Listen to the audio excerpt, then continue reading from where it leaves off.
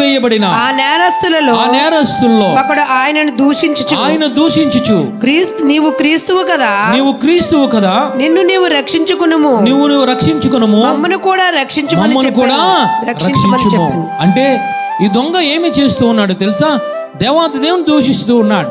ఏ విధముగా దూషిస్తున్నాడంటే, దేవాతి దేవుడు క్రీస్తు అని తెలుసు, దేవాతి దేవుడు ఈ పాపములు మోసుకొని పోయే దేవుని గొర్రెపిల్లని తెలుసు, దేవాతి దేవుని అన్యాయముగా సిలువ వేస్తూ ఉన్నారు, అన్యాయముగా చంపుతున్నారని ఆ దొంగకు తెలుసు. కానీ దొంగ ఏమి చేస్తున్నాడు తెలుసా?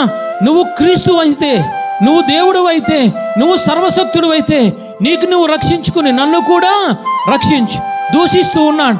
ఈరోజు మనం ఏమి చేస్తున్నాం తెలుసా? నువ్వు చేయవలసిన పాప క్రియలన్నీ చేస్తూ ఉన్నావు, వెళ్ళకూడని చోట్లకన్నా వెళ్తూ ఉన్నావు, ఆచరించకూడని ఆచారాలను ఆచరిస్తూ ఉన్నావు. నువ్వేమి చేస్తున్నావు? కష్టం వచ్చినప్పుడు నిజముగా నువ్వు ఉంటే, నిజముగా దేవుడు ఉంటే, నిజముగా క్రీస్తు ఉంటే, నా బిడ్డలను రక్షించడా, నా కుమారుని రక్షించడా, నా భర్తను రక్షించడా, నన్ను రక్షించడని మాట్లాడుతున్నావు. అంటే ఏ విధముగా నువ్వు దేవాది దేవుని దూషిస్తున్నావో తెలుసా? అన్నీ ఎరిగి దొంగ అన్నీ చూస్తూ ఉన్నాడు. అక్కడ ప్రతి క్షణము చూస్తూ ఉన్నాడు. దేవాది దేవుని సిలువ ఏ విధంగా మేకులు కొడుతూ ఉన్నారో, ఏ విధంగా ముళ్ళ కిరీటం పెట్టారో, ఏ విధంగా దూషిస్తూ ఉన్నారో, పక్కలో బల్లెపు పొట్టు ఏ విధంగా బల్లెపు పొట్టు పొడిచారో, ఆయన చనిపోయేటప్పుడు 7 మాటలు విన్నాడు, సమస్తము విన్నాడు. కానీ దేవాది దేవుని దూషిస్తూ ఉన్నాడు.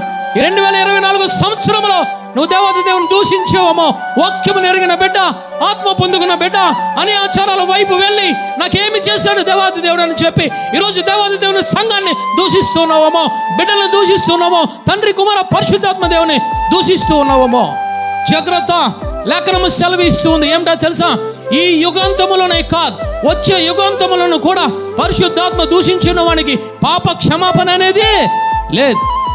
ఈరోజు ఎటువంటి దూషణ చేస్తూ ఉన్నావు? ఈరోజు ఎటువంటి దూషణ మనము పాల్పడుతూ ఉన్నాం? ఈరోజు దయగల తండ్రి, కరుణగల దేవుడు, ఈరోజు నీ దూషణ మాటలు తెలిసి తెలియక చేసేవేమో, ఈరోజు నీ మనసు మార్చుకో.